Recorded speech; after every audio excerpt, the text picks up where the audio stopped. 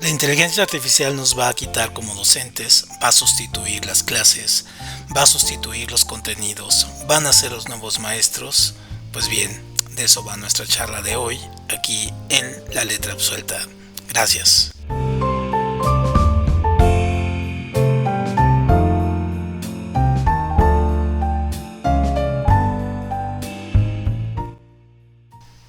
¿Qué tal? Buenas tardes, bienvenidos de nueva cuenta a La Letra Absuelta, este programa que hacemos entre la Facultad de Química, Lazos Químicos y Un Minuto, un Libro. Y bueno, yo soy Arturo Ramírez y hoy vamos a platicar sobre la cuestión de la inteligencia artificial dentro de la educación.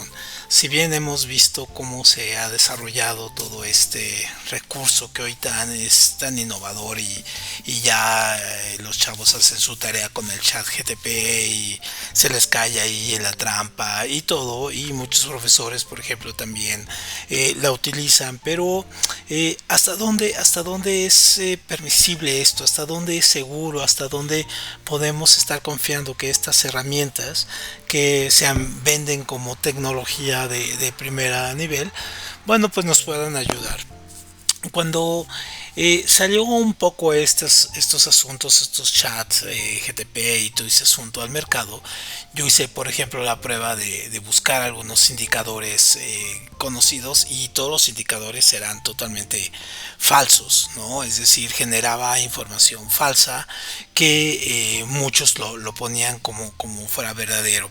Incluso hay casos ya muy demostrados de juicios o eventos que se hacen con base en el chat GTP, en la información, con sus algoritmos estos lingüísticos, y entonces que resultan pues que no existen, como el juicio de una persona que quiso reclamar ciertos asuntos de vuelos, ¿no? De que le habían fallado, y entonces con base el abogado, con base al chat GTP, preguntó y le generó una serie de resultados que pues nunca habían existido esos antecedentes, entonces se perdió el juicio.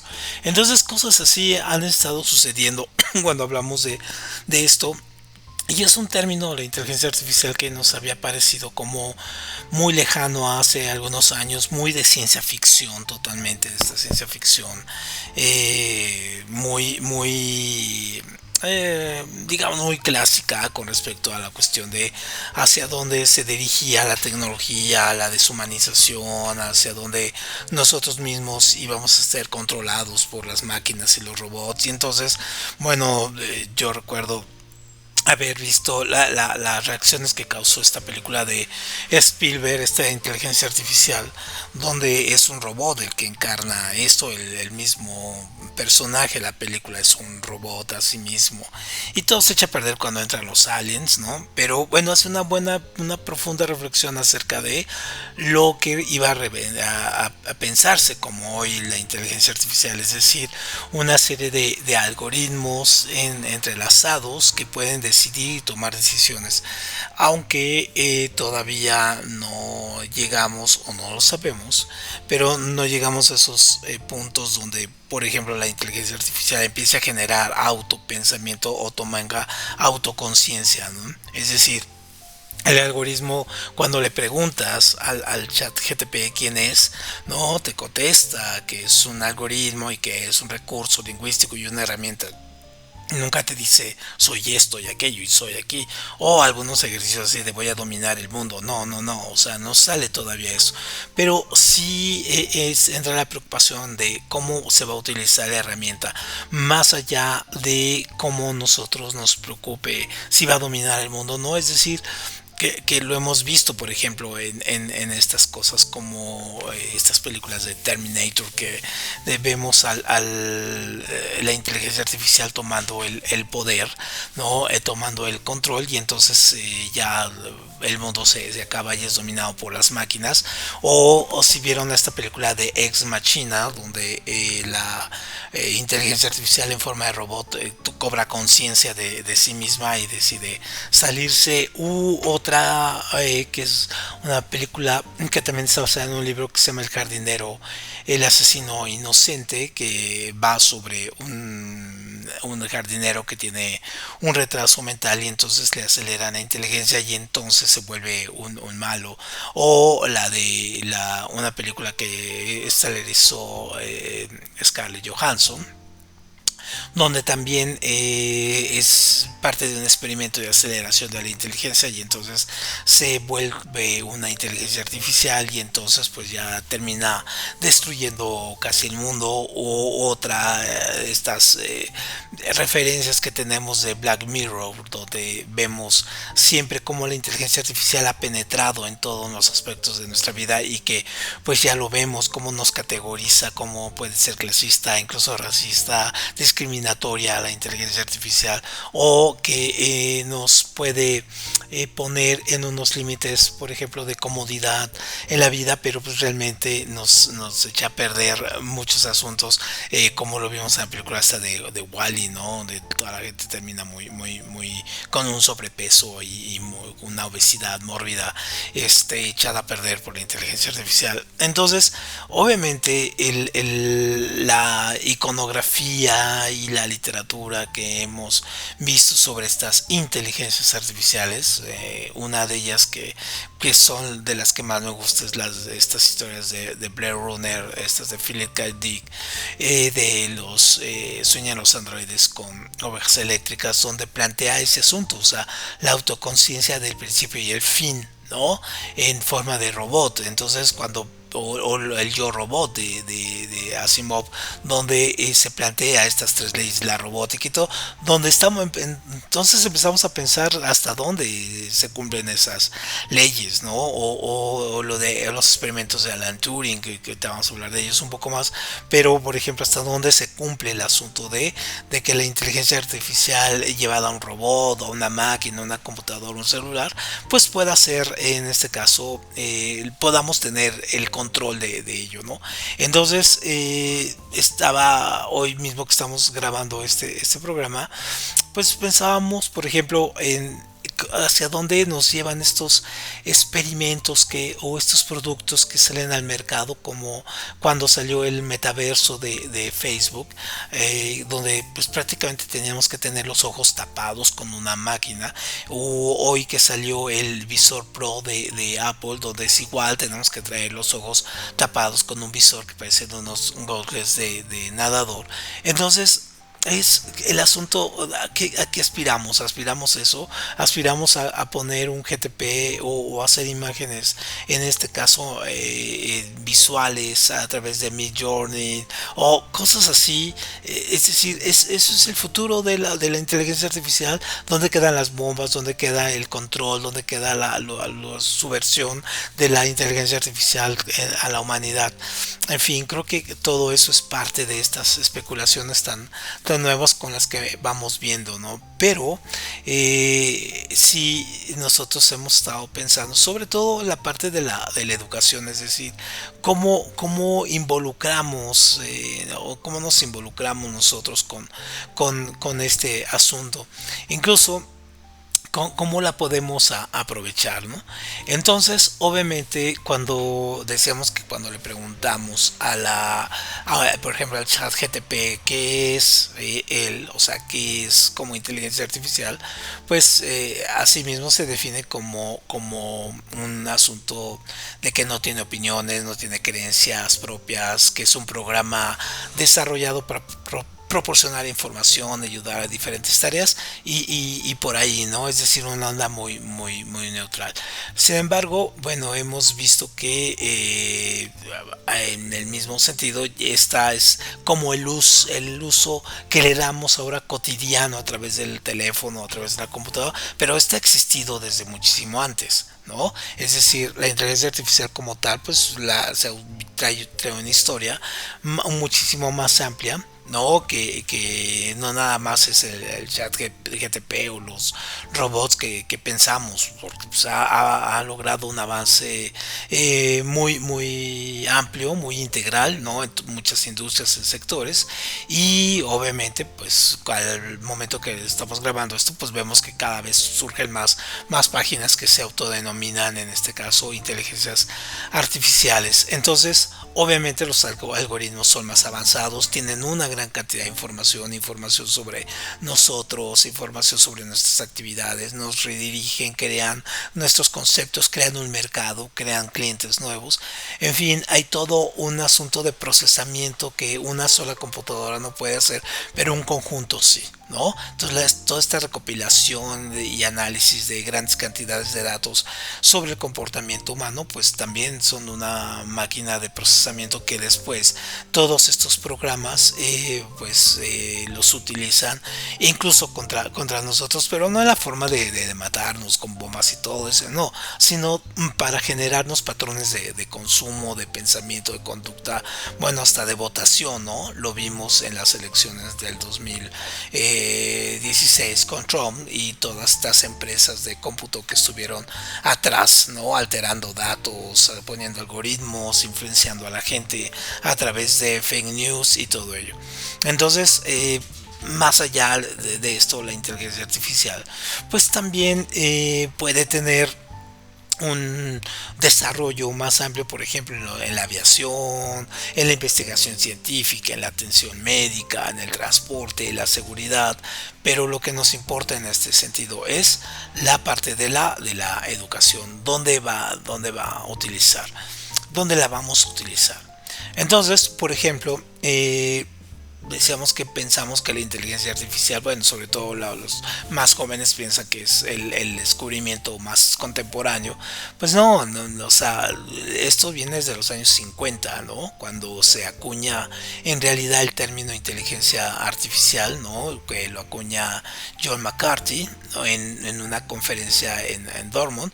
Y en esta época los investigadores se centraban en desarrollar muchos programas muy primitivos, pero finalmente programas que pudieran imitar, ¿no? Las habilidades humanas básicas como el cálculo matemático o el juego de ajedrez. Y hay que pensar también que las calculadoras matemáticas que utilizamos durante nuestra adolescencia o utilizan ahora, por ejemplo, esas son parte de una inteligencia artificial también, ¿no? Si no tienen estos avances que tienen ahí, como ahora, pero pues ya la tenían. Y hay literatura vastísima, ¿no? Sobre ello. Pero obviamente este asunto de ir avanzando con respecto a mejorar el algoritmo, que se fuera aprendiendo sobre ello, pues tenía mucho que ver con enseñar la percepción y el lenguaje que se fuera avanzando en sí mismo, ¿no? Es decir, que la misma computadora fuera trazando patrones y fuera en este caso teniendo visiones, si no propias, sí autogeneradas, ¿no? Entonces, por ejemplo, en 1966 se crea un programa que se llama ELISA, donde fue un programa muy experimental que tenía procesamiento del lenguaje natural, ¿no? Y conversación entre computadoras. Después, por ahí de los años 80, ¿no? Se desarrollaron sistemas un poco más complejos, más expertos, que utilizaban reglas y bases de conocimiento para resolver problemas específicos en algunos campos que eran innovadores en este caso y que eran casi sagrados como la medicina y posteriormente la ingeniería, ¿no? Y obviamente hubo programas de computación que se crearon que a la fecha siguen siendo la base para algunos programas o algo que utilizamos en apps, ¿no? En este caso. Entonces, los procesamientos naturales de este lenguaje pues fueron avanzando durante todos los 80 y cuando llega este conocimiento ya profundo, ya como lo vamos a empezar a visualizar ahora es llega en los 2000, ¿no? Por ahí del 2010, 2015, empieza ya a haber un procesamiento muchísimo más específico. Ya para ese momento estaban, sí, Facebook y todo, Apple con su teléfono y todo, pero la disponibilidad de datos que había entre los años 2010 y 2015 era tan gigantesca que había que utilizarla y había que mejorar la capacidad de procesamiento y del aprendizaje profundo que se le llamó, en este caso de la inteligencia artificial. Es decir, tenemos tantos datos que hay que saberlos ocupar, ¿no? Tenemos que sacarles un beneficio. Entonces también se recurrió a muchos sistemas que se venían hablando de los años 60, sobre todo un concepto que se llamaba redes generativas o redes neuronales, que viene mucho de la lingüística también y también de las neurociencias, sobre cómo se da el aprendizaje, es decir, cómo se van a convertir en este caso los sonidos, las palabras, ¿no? En significantes y en significados para la computadora, y sobre todo que pueda procesarlo de manera natural y luego pueda utilizarlo. Entonces obviamente ahora tenemos pues estos asistentes virtuales que ya los utilizamos de una manera tan natural como Alexa, Siri, ¿no? Que nos recomiendan, que nos hacen, que nos ponen cosas y no nos damos cuenta que eso es inteligencia artificial, ¿no? Que ya lo venimos utilizando. No es el chat GTP que nos ayuda a hacer ensayos y luego hacerlos pasar como nuestros. No, sino tenemos todo eso. Por ejemplo, los vehículos autónomos o la inteligencia que se tuvo que utilizar para que surjan programas como Uber, ¿no? O los programas como estos de compra en Amazon para comprar cosas, ¿no? O los estos mecanismos que hay ahora como estos pequeños robots que limpian las basuras, en fin, no tenemos carros autónomos ya en algunas partes funcionando. Entonces obviamente eso ya son de inteligencia artificial que está frente a nuestras narices y que bueno no la veíamos, ¿no?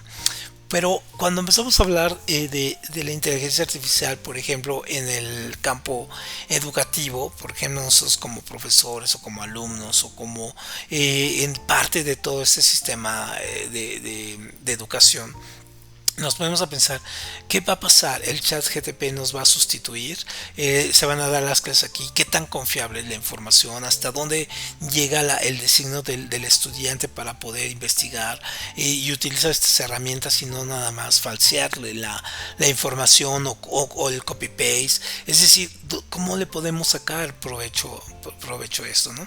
Entonces obviamente sí hay paneles de discusión ahora, pero un poco la conclusión a la que se ha ido llegando, estas conclusiones tempranas, es que pues sí, evidentemente hay un potencial de tener un impacto muy significativo, ¿no? En el campo educativo con estas inteligencias artificiales y ofrecer muchas nuevas oportunidades, muchos enfoques de enseñanza en este sentido, ¿no? Entonces, una de las formas que se pueden ocupar son, por ejemplo, personalizar el aprendizaje, es decir, que la inteligencia artificial pueda adoptar los contenidos educativos y las actividades según necesidades individuales de cada estudiante, es decir, llevarlo paso a paso y al paso y al ritmo de cada uno de los estudiantes, porque pues no todos tenemos las mismas inteligencias ni aprendemos al mismo ritmo y entonces la inteligencia artificial nos puede ayudar que al analizar datos y patrones de aprendizaje propios, ¿no? Nos puede ofrecer recomendaciones y recursos muy personalizados y bueno, hacernos más accesible el proceso de aprendizaje. Otro es la retroalimentación instantánea que nos da. Por ejemplo, la inteligencia artificial puede proporcionar una retroalimentación inmediata a los estudiantes acerca de una pregunta, un test, algún tema que tiene muchísimo más allá que nos da Google académico o Google en especial o Bing o cualquier buscador, ¿no? Entonces utilizando correctamente nos puede permitir corregir errores, mejorar la comprensión, en este caso de manera más rápida, de problemas matemáticos, de física, de cualquier tema, ¿no? Y puede ayudar que al estudiante pues progrese de manera más eficiente, ¿no? Y tener una mayor concepción, pero obviamente también siempre tomando el límite de que no es todo, ¿no? De que no, eso no es absolutamente toda la verdad, ¿no? Otro elemento pues, es que puede ayudar a hacernos una tutoría virtual, ¿no? Por ejemplo, con estos famosos chatbots que fueron como la punta de lanza de lo que tenemos ahora con los chats GTPs, ¿no? Entonces, por ejemplo, pueden interactuar con estudiantes y hacerles preguntas y todo fuera del aula y pueden ir guiando algún tipo de información. Más allá del trabajo del profesor, también pueden ayudar un poco a aligerar la carga docente. Otro punto es que pueden también analizar datos educativos, porque si bien hablamos de que pueden analizar grandes cantidades de datos para identificar patrones, tendencias y áreas de mejora, esto a los profesores o a las autoridades educativas puede ayudar, en este caso, a tomar decisiones mejor informadas, ¿no? Y adoptar estrategias de enseñanza en función a las necesidades específicas de los estudiantes por grado, por género, por grupo, ¿no? Entonces, obviamente, cuando nos ponemos a cuestionarnos si al final del día, en pocos años, en un corto plazo, la inteligencia artificial nos va a desplazar a los profesores en el sector educativo, pues obviamente es poco probable que sea en un futuro cercano. Es nuestra primera conclusión. Es como el libro, ¿no? Que lo daban por muerto hace 20 años y bueno, goza de gran salud. Pero sí es un poco preocupante, porque si bien la inteligencia artificial puede desempeñar un papel importante en la enseñanza y en el apoyo educativo, la presencia de los profesores sigue siendo fundamental para la cuestión de la sociabilización, para la mediación, sobre todo el manejo de emociones, el manejo de la información, de cómo poder hacer asociativa o cómo poder socializarla, ¿no? Entonces los profesores en este caso son los que aportan las habilidades humanas únicas que ninguna inteligencia artificial puede dar, ¿no? Por ejemplo, la empatía, ¿no? La motivación, la capacidad de adaptarse a las necesidades individuales de cada uno. Es decir, eso ninguna inteligencia artificial lo proporciona, solamente los profesores, ¿no? Y la inteligencia artificial pues sí puede complementar y potenciar la labor de los profesores, pero en ningún momento lo puede sustituir, ¿no? No se puede sustituir la interacción humana en el liderazgo educativo, y lo vimos, ¿no? En este caso en la pandemia, vimos cuando la pandemia vino y sustituyó las clases personales, las hizo ver todas por Zoom, y estamos generando una sociedad, una generación de alumnos Zoom, ¿no? Que llegan con depresión, que llegan desmotivados, que no aprendieron, que no tenían la capacidad, pero también profesores que no supieron aprovechar todos los recursos que daba la tecnología, y no sabían comunicarse. Es decir, hubo un proceso de enseñanza que también fue un tanto desaprovechado, sobre todo por el ritmo que nos invadió la pandemia. Entonces, obviamente, los profesores sí tratan de perder un poco el miedo sobre el usar estas herramientas. No limitarse nada más a las viejas estructuras, sino adoptarse también, teniendo en cuenta que, por ejemplo, las nuevas generaciones ya nacieron con la tecnología, y que muchos de los que ya ahora son profesores fueron de los que también ya nacieron con ella, los millennials, pero que ahora se han ido integrando, ¿no? Poco a poco. Por ejemplo, mi generación, la Z, pues fue de las que tuvo que pasar de una a otra y tuvo que irse adaptando. Entonces, pues sí, sí, también la inteligencia artificial, cuando hablamos, tenemos que hablar también de cómo nos puede ayudar a través de la educación a contribuir a que haya una equidad social, ¿no? hay muchos desafíos y muchas limitaciones, pero poco a poco se pueden ir generando acciones para que pues haya más acciones en este caso para eliminar esta brecha, ¿no? Por ejemplo, muchos pero lo que vemos es estas limitaciones. Por ejemplo, sí, hablamos mucho de inteligencia artificial y de estos algoritmos, chats y todo ese asunto. Sí, pero por ejemplo tenemos en México una brecha digital muy fuerte. Es decir, tenemos poco acceso a la tecnología y a la conectividad, aunque nosotros de aquí desde la urbanidad pensamos que estamos conectados todo el tiempo. Sí hay comunidades que no tienen absolutamente ningún acceso y la pandemia nos los demostró, ¿no?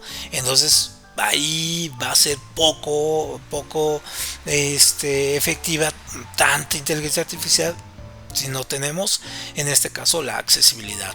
También por ejemplo puede la educación a través de la inteligencia artificial puede crear unos sesgos y también puede crear discriminación si no sabemos en este caso poner los límites, ¿no? Sobre todo por los datos de entrenamiento que está obtenido y que le vamos dando en cada consulta, ¿no? Entonces si los datos que estamos nosotros generando y que estamos enseñándole a la inteligencia artificial que obtengamos, pues obviamente también va a crear, pues sí, representaciones de desigualdades, ¿no?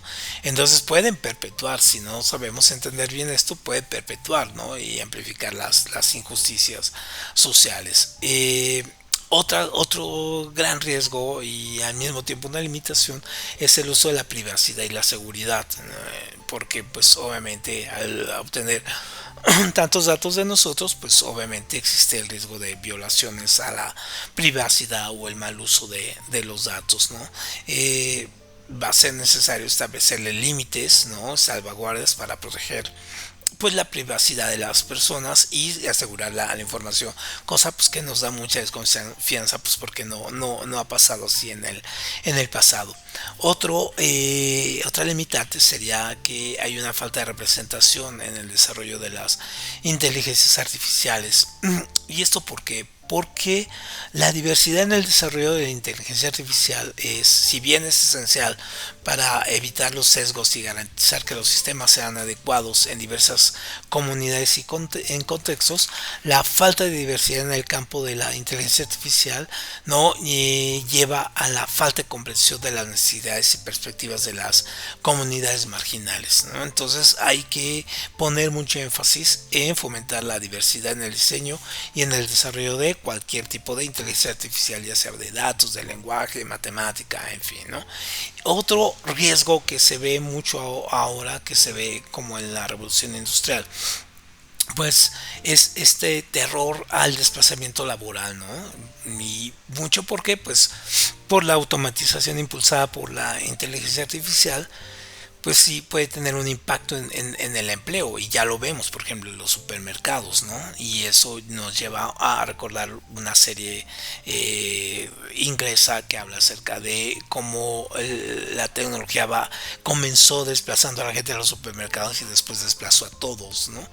En ese sentido, por ejemplo, las comunidades que se ven marginadas para trabajo, para una obtención, o aunque tengan un grado o un alto grado de estudios, obviamente pueden enfrentar grandes dificultades económicas por no encontrar un trabajo que se adapte. Entonces, obviamente ahí habrá que competir, ¿no? También y las empresas también deberán de imponer políticas y programas para mitigar los impactos de ello. Entonces, obviamente si vemos estas limitaciones, pues nos damos cuenta que necesitamos enfoques multidimensionales, ¿no? Que involucren tanto gobiernos, industria, investigadores, educadores y a la sociedad en general, ¿no? Entonces, entre esta colaboración y el compromiso de diferentes actores, pues quizá pueda hacer que haya un asunto de que la inteligencia artificial pues sea más equitativa en la educación, que nos ayude y podamos aprovechar las herramientas que estamos teniendo y que no sea tan catastrófico y que no sea tan en el sentido apocalíptico de como lo vemos, ¿no? Sino que si lo veamos en un sentido de uso pragmático con sus limitaciones, sí, claro, pero también con sus limitaciones éticas, sus limitaciones en este caso educativas y pues aprovecharlas para mayor provecho de todos. Muy bien, pues muchas gracias. Esto fue nuestra charla de hoy y nos esperamos la próxima semana para regresar un poco a nuestros temas de arte y cultura y vamos a hablar un poco sobre cine. Muchísimas gracias y hasta entonces, si pueden suscribirse, adelante.